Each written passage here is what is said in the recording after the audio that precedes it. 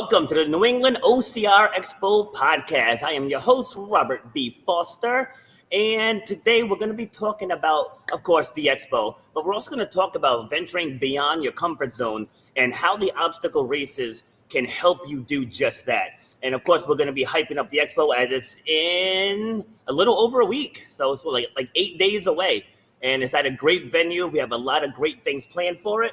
And helping me have this conversation is Michael Stefano. Welcome to the show. Thanks for having me. No problem. So let's just dive right in because we try to keep these between 20 and 30 minutes. So just what got you into the world of obstacle course racing?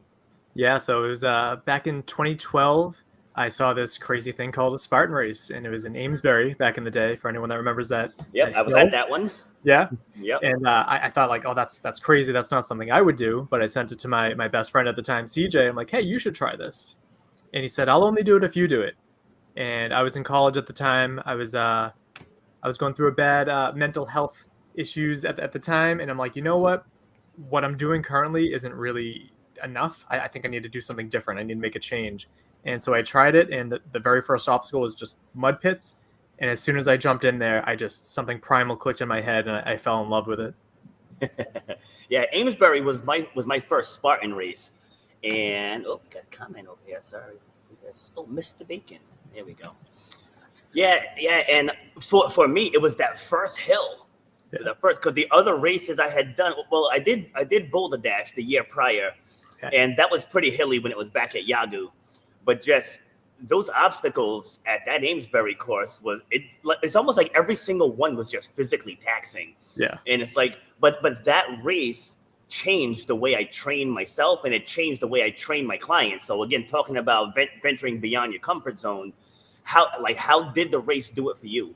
Yeah. So I mean, right off the start, we were, when we were bused to the location, looking over and seeing all like the smoke and the fire and the big hill and all the people, I was just so terrified.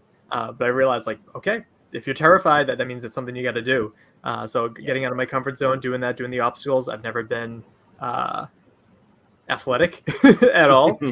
At least at the time I had youth on my side, because it was over a decade ago. And I fell in love with just the obstacles, and it motivated me to try to find more of these. I eventually came up with like a little team. I'm Stefano running back in the day, like 2013 to 2017, 2019. And we just had a team together like, hey, you just do road races. How about you try this? And then trying to get other people outside their comfort zone too, try to see if, I think life is more interesting when you have something crazy to look forward to on the weekend. And OCR was that for me for a long time. Yeah. And for the races that we travel to, you have the drive to the race. Like, we have New Jersey at the end of this month, the New Jersey Spartan trifecta weekend. But it's the drive down, it's the staying at an Airbnb or a hotel, just bonding over something outside of just what you do for work and how are the kids, it's when you're talking about personal growth and the challenges that, the obstacles that challenge you the most on course and so on and so forth. Talking about nutrition, hydration, just being around that group of people, and the positivity is powerful. Yeah. You hear like you're the sum of your 5 closest friends or whatever. And I totally believe that's true. And I pick my friends very carefully due to that. And I figured creating a little ecosystem of smaller ecosystem of the larger OCR community was really helpful for me to be motivated to keep going out there, do all those races back in the day. And it's the best community to have. Absolutely. Now, I've taken hundreds of people through these races since 2011. And there's only been a handful that have been like, nah, that's not for me. It's like most people finish that first one and then they reflect on what they struggled with. Anyone with an ounce of competitive spirit, those are the ones that do this, but they reflect like, I could have trained more. I could have hiked more. I got to work on pull-ups. I got to work on my grip strength. And it ends up, it really takes them to a completely different mental place. What are your thoughts on that? Yeah. I approach it from a different angle in terms of I've never been very competitive, but I've always liked the adventure and the experiences that Spartan and other OCRs have given me. I think back to Killington the first time we did it. We had the team. We had about 12 or 13 people with us, and we went as fast as the slowest person. Yep. And the slowest person changed from mile to mile. And it was just such a crazy experience. It was like the definition of finished lines, not finished times. And that's always been the most enjoyable to me. It's like a lot of people thinking they had no idea I could do the Spartan beast, especially in Killington, one of the notoriously hardest beasts to do. Yep. And I just love seeing people overcome their obstacles, whether or not it's like competitive against themselves or just getting to the finish line. Took us I guess like 12 hours, I think, the first time we did it, Wow. which was a slog, but it made it. We definitely got our money's worth. We'll say that. Put it that way. Yeah, with Killington, you get your money's worth by the time you get to the death march. Yes. So, and I think it was 2015. There were 2 of them. Yes. Because we got the main death march was early. I feel like it was at like mile 3 or something. It was super early. Yeah. And we're like, this can't be. And then sure enough, around mile 10 or 11, like, there it is. Yeah. It's the sense that gets you too. People don't think about that, but it's like, oh my God, if my legs go, I'm going to be Humpty Dumpty at the bottom. Yeah, no, it definitely requires mental grit. Like we were actually talking about it earlier today, because some of the people doing the beast in New Jersey is going to be their first one. Awesome. You know, and I told them, said the big thing is you can't think about the end at all. Nope. I said, take it mile to mile. Like I got 1 more mile in me. Get to mile 2, I got 1 more mile in me, and then just duplicate that until you jump the fire. Yes. Yeah. And hopefully the mile markers are better than they used to be. Oh yeah, remember they used to stop at like what, mile 5? Yeah. Or something, and then the volunteers would keep telling you got 1 mile to go, 1 mile to go. Your mile. I'm like, dude, you said that 4 hours ago. Yep. All right. So, what inspired you to create your podcast? Yeah, so back when I had the team, I was also doing a lot of race videos at the time, which was a lot of video editing, which was a nightmare. I had a lot of fun with it back when I used like a whole bunch of copyrighted songs, which I wasn't allowed to do, and eventually I got in trouble for that, and so I needed to switch to copyright free music, which wasn't as fun. And the editing was just a lot. It wasn't really getting the attention I thought it deserved. So eventually someone brought up podcasting, and I hadn't listened to podcasts or anything at the time. Now I listen to a mind-boggling amount per day, always with my commute to work. Yeah, me too. But it's easier to edit. It gives me an excuse to talk to people that I typically wouldn't reach out to. And it's just opened up a whole new world. Talking about like getting out of your comfort zone. I'm very introverted. I'm very shy. I'm very socially anxious. Like I think of it as a spectrum of like extrovert to introvert. You can be in like the middle. You can be a little bit over there. I'm full on introvert. So it's kind of funny when people meet me like, oh, you talk so much on the show, but it's different. And so I figured, let me see if I can create a bit of a time capsule. I started back in 2017, and just to have some members of the team come on and talk about their race experiences wherever they were, and we went from like Hawaii to all sorts of places, and it was a really good time. But I figured, I think I can do more. There weren't many podcasts out there at the time, and I started to think, actually it was at a wedding, I think it was around 1 or 2 in the morning, and I'm like, you know what, I'm going to wake up early the next day. The wedding was in New Jersey, and I'm going to go to Citi Field, and I'm going to bring my field mic, and I'm going to interview the elites. And I get to the finish line, and the elites are coming up the stairs, and I'm super nervous because you kind of put these athletes on a pedestal. And first interview was Bracken Crocker, Dave Vidal, and I think Ryan Kent all at the same time. And I had no idea what I was doing, and I probably wasn't very good at it at first. But over time, I'd like to think I got a lot better. And I've interviewed people like Des Linden, the winner of the Boston Marathon, Brian Atkins, Lindsay Webster, some American Ninja Warrior people like Joe Moravsky, and some Olympians like Corey McGee, Tatiana McFadden, Dan Romanchuk, like all sorts of awesome people. And it's definitely gotten me out of my social comfort zone.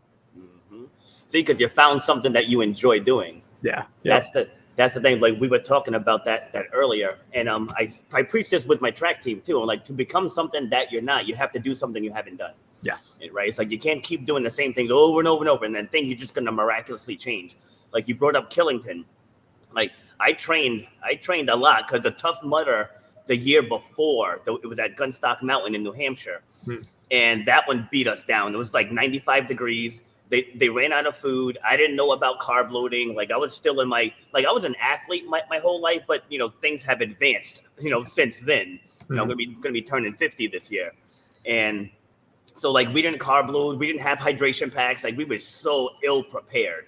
And after that race, Spartan changed it first. Then that Tough Mudder changed it again. Because now I had to study endurance training and, electrolytes and all that other stuff.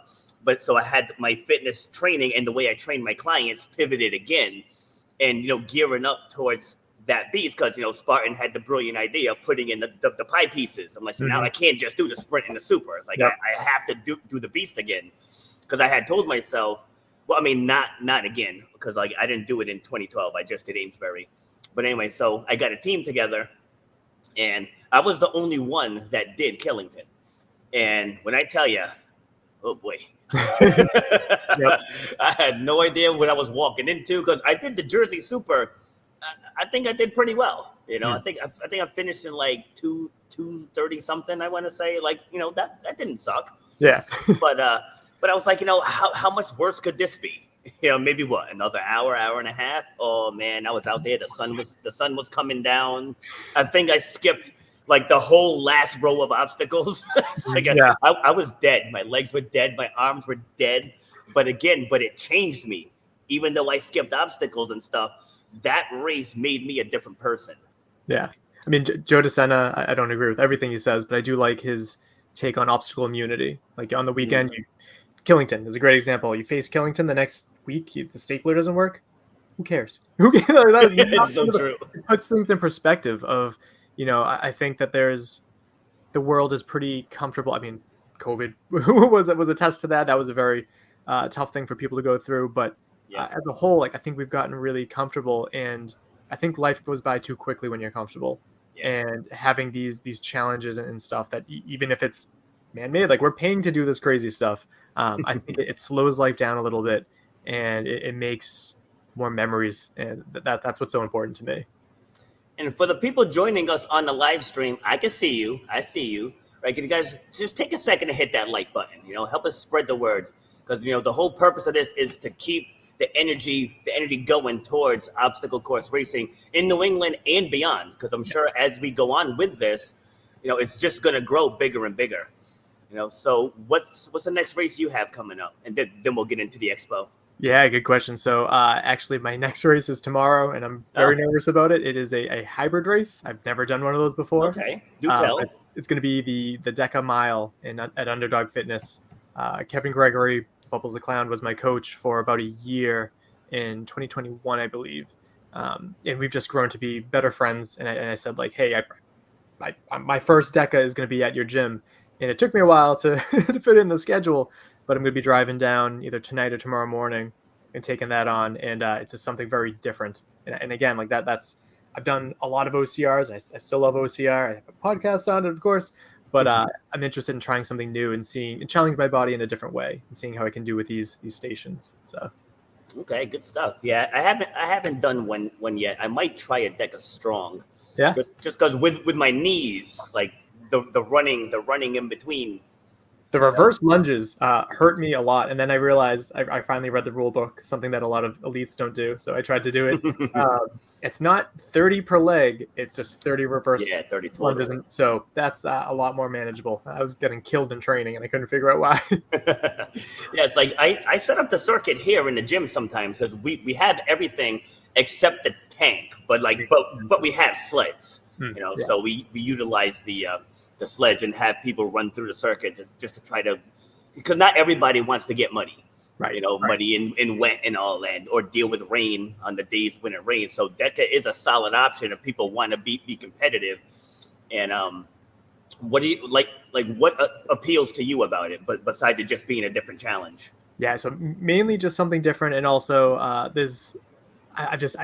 put on a lot of weight going through grad school and everything. So I'm like 20 pounds heavier than I've ever been. And so I'm like, I'm just going to try to turn it into muscle. I'm not good at like hanging from things anymore. So I'm not good at rigs, and obstacle completion was never something I was very good at. Because I put like all my eggs in the media basket, especially lately. Yeah. I think I'll have a better chance in doing some strength stuff. I want to get stronger, and I've never really been a strong person. All I've had is mental grit, which is definitely my best characteristic.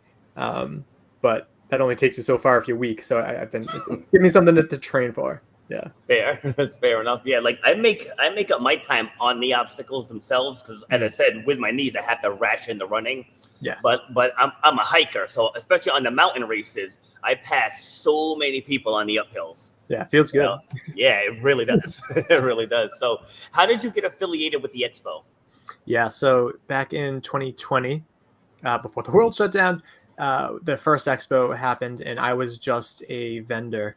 I don't remember who reached out to who, but I got connected to Steve Bacon one way or another, and I was a vendor, and it was a good experience. We sold some shirts. We don't sell a lot of things. We have headbands and all that stuff, but we just want more people to listen to the show. We put a lot of effort into the episodes, and we wanted more listeners. So we're like, sure, we'll be a vendor, and I saw a lot of potential in it.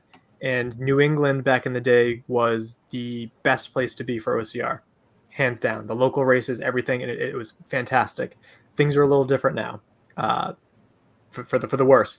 But I think it's worth protecting and fighting what we have left. And so the following year, I was more involved. I don't think there was like a board or anything, but I was very involved with helping put on the expo. I was reaching out to a lot of elites, trying to get some guest speakers, this and that. And then this year, I went all in and was helping reach out to vendors and doing this and that. And I'm very excited about the venue. We had a recent field trip where we went to Ultimate Obstacles, and that place is, I've gone to a lot of OCR gyms all over the country doing what I do. And that one stuck out as being one of the best I've ever seen. So I'm very excited about it. Yes. Yeah. You're gonna make me drive up there tomorrow. Yeah. Because I was talking with Steve about it too. I was like, I know I'm MCing again. I was like, but I got to get some playtime. He promised me I'd get playtime. Yeah, and you think playtime? There's obstacles. There's playtime on Candyland. There's playtime on human foosball, which is just PVC pipes on like 2x4s or whatever. You hold onto them and you kick the ball back and forth. Every kind of game that you could think of, they have it there. We had a blast with pickleball. I've never played pickleball before. It was so much fun. And the obstacles are great too. Everyone that I talked to that worked there, the owner, fantastic. And so I'm more excited than I've ever been for this year. Yeah, I think we might have to have a co MC. Yeah. Because every time Steve's gonna be like, "Where's Rob?" Yeah. Where's Rob? You're gonna see me hanging from something over there. Yeah. We do some Viking games. Ooh. I mean, you're gonna be there, right? Make it happen. I want to assume. I mean, I guess Steve has final say on that, but I say the more things to play on, the better. Yeah, absolutely. Yes. All right. So, what are your expectations for this year's expo? Yeah, so I'm expecting a better turnout than previous years. I'm very excited about the vendors that we have. Of course, there are some that have gone out of business, but again, it's worth shining a light on who's still here. How can we still support them? Because if you don't come out for these local races, you think Boulder Dash, you think of Viking. Asa just commented. There's a lot of good stuff still here. We have to make sure we give some love to them. I'm also excited that we're putting on some events. There is a like SGX training thing going on. There's going to be the DECA Strong that I'm excited to watch. I'm going to be doing interviews with participants there. 100-meter course, which is going to be very exciting. We got a lot of feedback last year of like, what would make you drive the extra hour, the extra however much time it takes to get there, to get to this expo. And they're like, we want to play on obstacles. So last year we had a very ritzy kind of place, like a wedding venue, and this year we have somewhere that is fun and exciting and lots to do. So I'm excited about all the activities that we have planned. I'm excited to just see all my people. Yeah, love it too.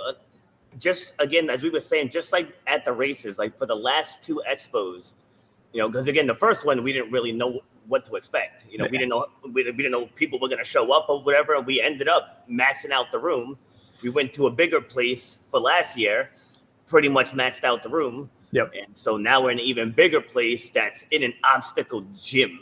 It's like, if this one doesn't bring the people out, right? Boy, oh boy! It's like I really can't wait, because there's so much fun, and there's so much more to do this year. Yeah, like you mentioned. Not to mention the fact that people will get a free Spartan entry to the Barry course. Like, that is massive. The fact that yes. Spartan has been so helpful in all this and not trying to steal the show. They know that local OCR is struggling. I'd argue all of OCR is struggling a little bit, but we're picking ourselves up by the bootstraps, and it's good to see us all supporting each other. And that's what's going to make the sport continue to push through. Yeah, and one thing I want to reiterate to the people watching us, especially if you're someone who's watching who's never done one, that these things are outlets for people. Yeah. It's like if you watch Joe DeSantis podcast, when he has guests on, the stories that he shares from the people who have done the races, people are battling through cancer, they're battling through depression, they're wounded veterans. There's so many different groups of life that benefit from these races. So it's not just the weekend warriors coming out just for the sake of coming out, and these things are they truly are an outlet. Even for me, I went through a tough time in 2022 and last year as well. And those weekend getaways were just what the doctor just what the doctor ordered. I get out there, especially in the longer ones, and it's freezing cold, and I had to remind myself, life can't break you. Yeah. It's life can't break you. So when you go through stuff like that, as I said earlier, it definitely changes you.